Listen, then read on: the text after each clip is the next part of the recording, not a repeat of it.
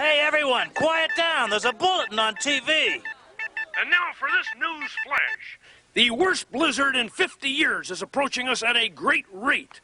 The Weather Service reports that barometers are falling sharply. Oh, no! Ah!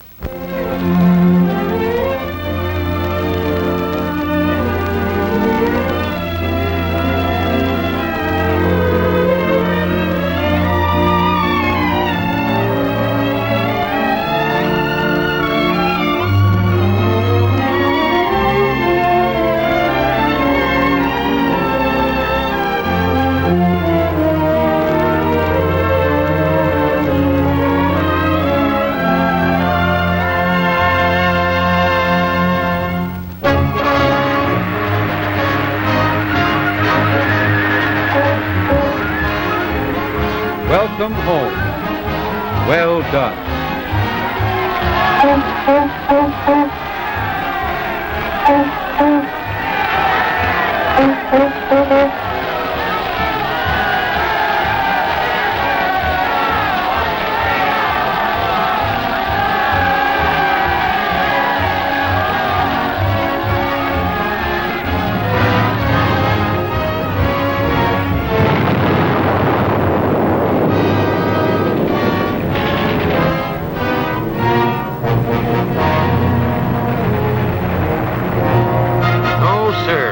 All this can't keep a fella from putting down his ideas. Something is going to add up here. His own air-conditioned castle with a deep freeze. A cooler for beer. A great big lawn where Bet and Bubsy will welcome him home.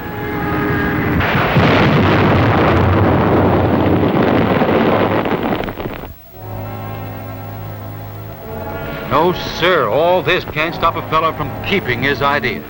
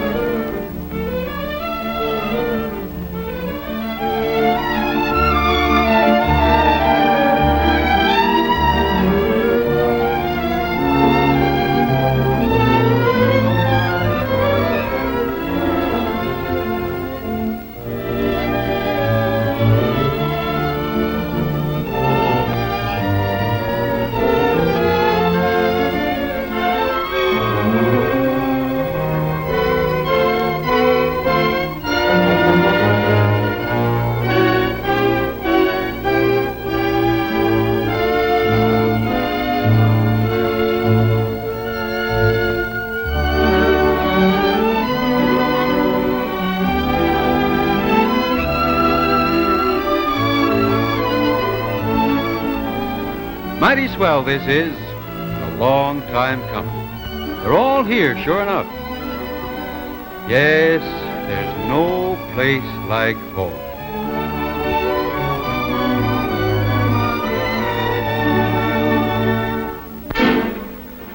But what's happened here, back in the land of the free and the home of the brave?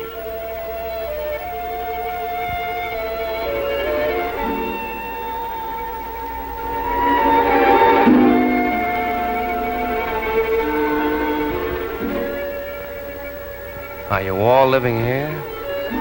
All of them in this 3-room apartment. But where have Bet and Bubsy hung out?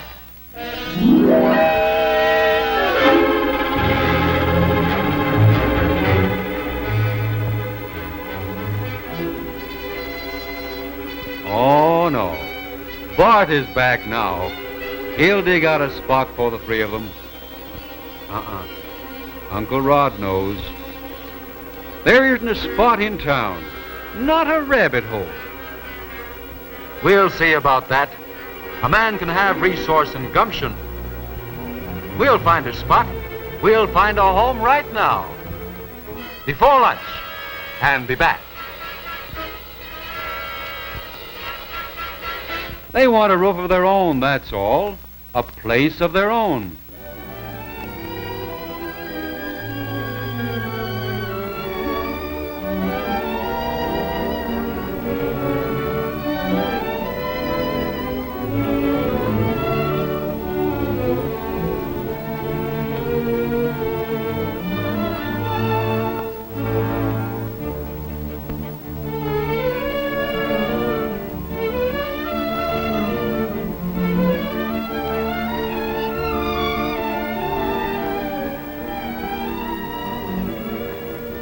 No rooms? Well, we'll take an apartment.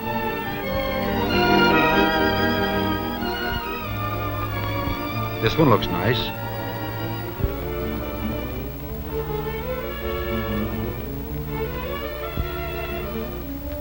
Sure, it's nice, and there is an apartment. Someone has heard of someone who knew someone who mentioned that someone might move out.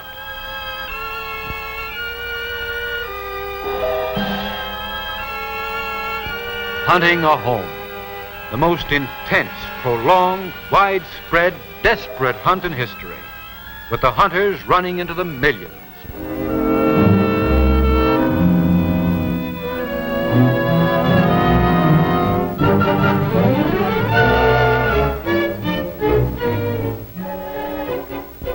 No rentals.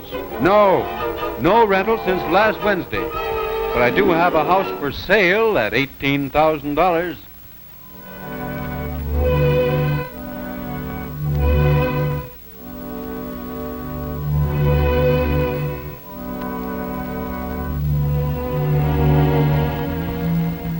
I should have held that house until tomorrow.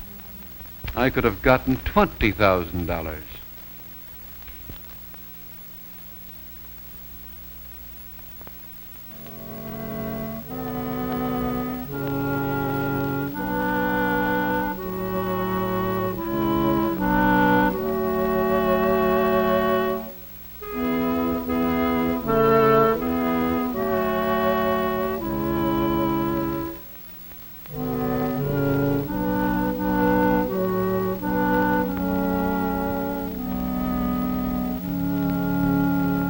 Any city has thousands of dwellings. There must be some spot, somewhere. Somewhere. Somewhere. Somewhere.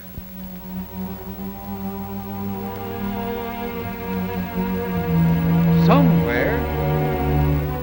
Somewhere. Somewhere. Anywhere. Somewhere. Somewhere. Anywhere. Anywhere. Anywhere. Anywhere. Anywhere. Some spot somewhere where they can live as a family.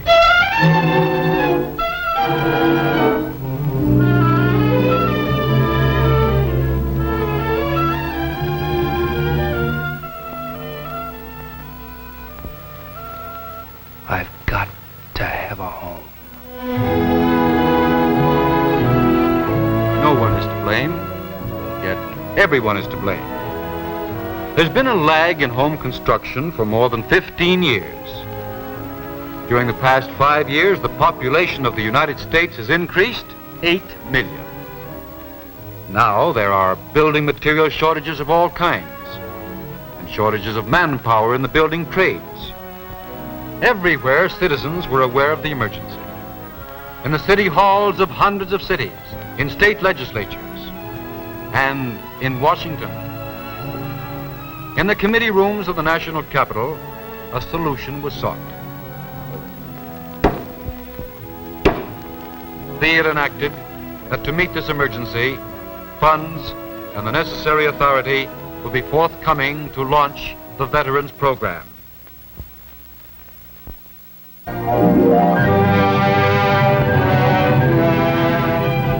Veterans Emergency Housing Program is launched to help solve the housing emergency in hundreds of cities. The target, 2,700,000 homes and apartments started by the end of 1947. This can't be done overnight. Houses and apartments are not produced through miracles. This is the goal. The number of houses built in 1945 must, in 1946, be 5 times greater, and in 1947, 6.5 times greater. This is a job on which government, industry, and labor will have to join in an all-out effort. The heart of this program lies in the community. To answer this pledge to the veterans, an emergency committee is created. A gathering of friends, and neighbors.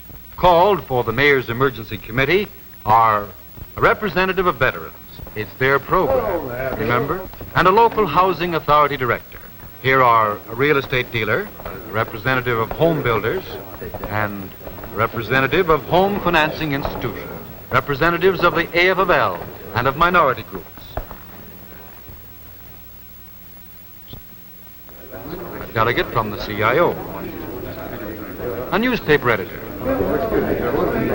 Women's organizations are represented too. Representative of material producers and dealers, a regional housing expediter, and the head of the local Veterans Housing Referral Center.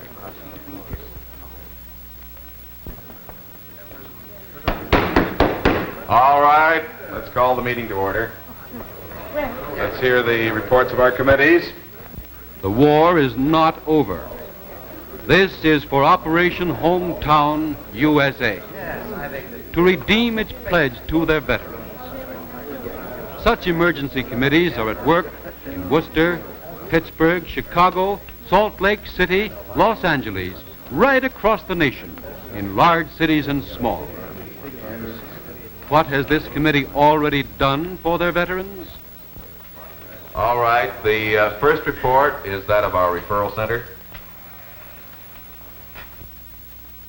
Our subcommittee, Mr. Chairman, has completed plans for the opening of a clearinghouse for information on housing for all returning men of the armed services.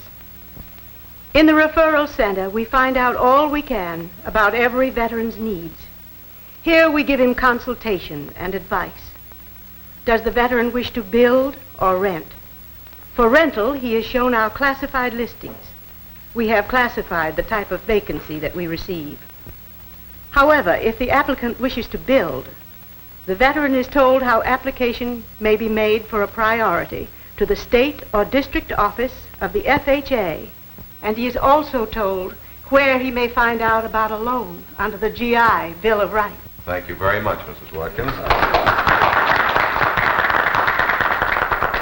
And now let's have the report of our publicity committee. We of the Publicity Subcommittee have asked local radio stations to make appeals and interview veterans. Newspapers have given space to cut out coupons, cartoons, and feature articles. We have issued posters. Letters have been sent to all clergymen in town to request the property owners of their congregations to open their homes. Similar letters to service clubs, women's clubs, and all realtors. And finally, to all property owners. We've tried to make everyone aware that they must help in this emergency. And you're certainly doing a good job. The next step in the Veterans Housing Program is a survey of the city's present housing situation. Our report on this comes from a man whose wide experience in housing and real estate well qualifies him as chairman of our subcommittee on planning. Si, let's have your report. We've made a complete survey of all unused housing space in our town. We've had our Boy Scouts comb all the boroughs for extra space. Maybe upstairs over that garage, there's an unused room, a spare room or attic that could be used temporarily.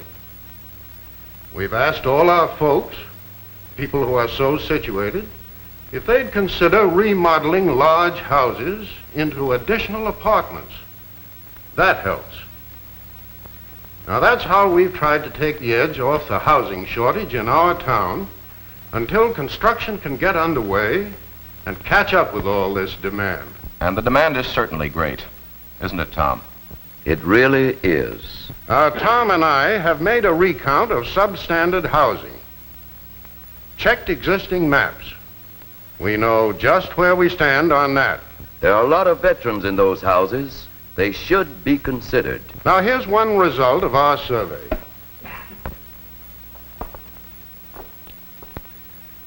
You'll recognize this as a map of our city. Here you'll find unused lots, some of them city-owned, taken over for back taxes. We've interviewed many of the owners of these vacant lots, tried to free them from cloudy titles. Now, many of these improved lots will be available for building within our price range. We've also made a study of the use of land beyond the city limits, land not serviced by city paving facilities. Very good, Si. Good work. Now, about this construction that Si says must get underway. It's pretty clear to us all that drastic steps must be taken. As local housing authority director, I want to report that we have established a veteran's preference for admission to our low-rent projects. The recount of substandard housing, based largely on our surveys, showed that there are many veterans' families living under slum conditions. Low-income veterans and their families are doubly handicapped in this emergency. We are trying to give them an even break. Thank you very much indeed. That's what we're all here for. Now, target number 1, 1946. Target number 2, 1947. Now, how do we get there? What's our path? Well, to help us along our road, we have with us today a regional housing expediter, Mr. Walter King.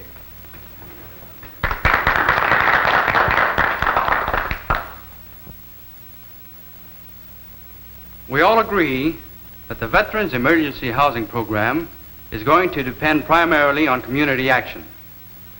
But the federal government is going to do everything within its power to help, to channel materials into homes for veterans at the right prices, to utilize its resources to break bottlenecks on a national scale. All government agencies concerned with housing and materials which go into housing are cooperating with National Housing Expediter Wilson W. Wyatt. The Civilian Production Administration has the prime job of stimulating the greatest possible amount of production. The Office of Price Administration of keeping prices on materials in line. The Labor Department will turn its efforts in cooperation with labor to augmenting the manpower supply. And the 3 major units of the National Housing Agency will each have vital roles. The Federal Housing Administration, or FHA as it is known to every builder and millions of homeowners, is handling the arduous task of issuing priorities and of insurance of mortgages. The Federal Public Housing Authority has the vital job of providing 200,000 temporary homes for veterans as speedily as possible. This will be done by the reuse of the war housing supply in Army and Navy barracks, as well as by aiding the long-range public housing program for those of low income operated through local housing authorities. And the Federal Home Loan Bank Administration will utilize its resources and those of its member institutions to aid in the financing of veterans' homes. As a town, you would do well to set a goal to shoot at, as your chairman states. But first, you must remember that the price factor of new houses is important.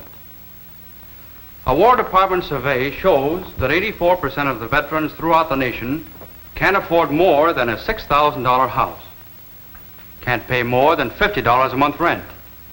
And many of these families want to rent and are in no position to buy a house. How many houses will this town need to hit Target 1 and Target 2? To answer that, certain basic facts are called for. Our referral center reports that the number of discharged veterans still seeking homes is 2,998.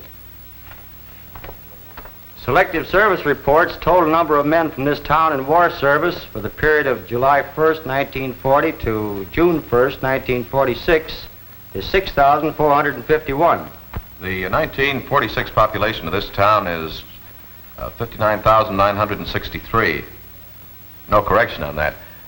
965. Twins arrived this morning at the city hospital. A survey, part of which was made for us by our Boy Scouts, reports that the total number of habitable vacant dwelling units in this community is only 67. They're going fast. Schedule A estimates future veteran requirements. Vacancies subtracted from requirements give an estimate of the number of houses needed, 2,931. For 1946, 1,304. For 1947, 1,627. The total number for which this community must assume responsibility. That's too darn many. It can't be done. It's clear beyond us. Out of sight, it's impossible. Ladies and gentlemen, it's got to be done. How? Well, here are 3 ways of meeting our goal, in addition to making available every possible vacant space in existing homes. First, by building in the usual conventional manner, the on-site construction which has provided the great volume of our homes and apartments in the past. Secondly, by prefabricated houses and houses of prefabricated parts constructed in the factory and assembled on the site. And thirdly, by temporary structures brought from other areas. But we don't want any temporary buildings. Where will we put them? But can we get the material? Can we get labor? Ladies and gentlemen, But these houses take time. Our veterans need roofs right now, and at a price that we can afford. These men can't wait. this is a crisis, friends, and it calls for action. We've got to find homes for veterans. We all know the cost. It's not beyond our powers or ability as a city. We've got to find apartments and houses by every possible means. Now, I've heard that in a certain Midwestern city, interested parties were brought together. Real estate men made available, I believe, a 1,000-acre plot. Bankers and savings and loan people arranged for the financing. And then veterans who wished to build made application. The first contractor is building 400 low to moderate priced units as one job. I believe that this town can do the same if we pool our mutual interests. Of course, building contractors need stimulation, and I think that we should encourage the formation of new construction organizations. Now, what about materials? That is the biggest, most critical job facing us today. And that's one for you, Joe. That idle brickyard on Crescent Street. You can get that into operation again? Yes, I can. And we must do much more to break those bottlenecks. Sam? That sawmill of Jim Matthews is only one of several that can be made to increase its output of lumber. Oh, sure. It'll take care of it. Now, what about labor? Labor can meet the demand. If materials are there, we can make the men available. We'll recruit all the men needed for the job and train them as speedily as possible. We can relax our apprenticeship requirements. If the building industry grows, labor will grow with it. Remember, labor has a great stake in the housing program, both as producer and consumer. And we're going to see it through. It's pretty clear, I think, that we can't construct all the dwellings we need in the usual conventional manner. To achieve our target, we've got to use prefabrication. Now, the big advantage of prefabs, of course, is the speed of construction. Units are assembled in the factory by production line methods. Houses can be shipped within a limited radius of the factory.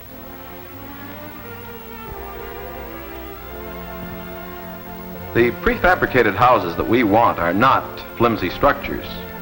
They will be built to high standards, and I'm sure that they'll be a real asset to the community.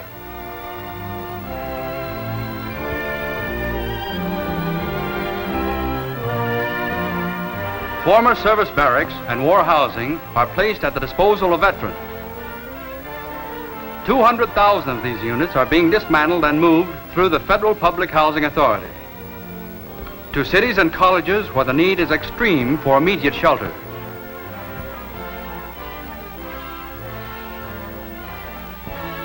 Available and serviceable, but they do not meet our permanent needs. When the emergency is over, they will be removed. Well, this about concludes our meeting. We must remember that we're after rental housing, all we can get of it, because most veterans are in no position to buy homes. And even more important, we must eliminate non-essential construction and channel all materials to veterans' needs. This is really an emergency, friends, and I know that each and every one of you will cooperate.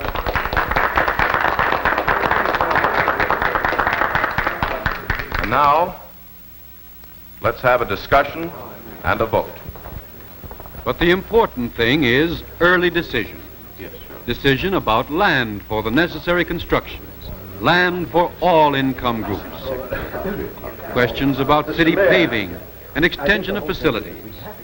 If construction is really to get going, codes must be amended to still give protection, but not hold up production. Zoning must be reappraised. Yes, the important thing for every committee is to face their local problems and argue them out in the democratic process. Opinions stated, problems faced, solutions evaluated. But the important thing is the need for concerted action. All right. All those in favor? Hundreds of these committees in hundreds of towns are facing their housing emergency, facing their problems with full use of their resources.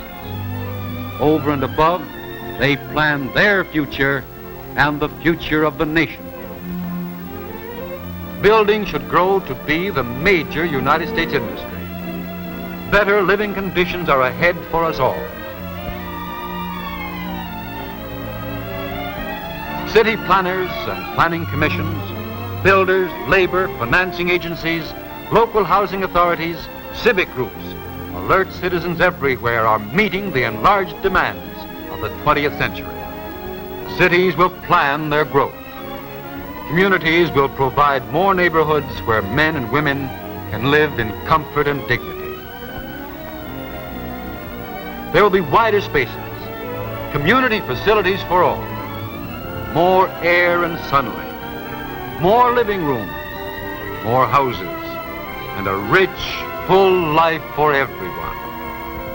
But in the meantime, right now,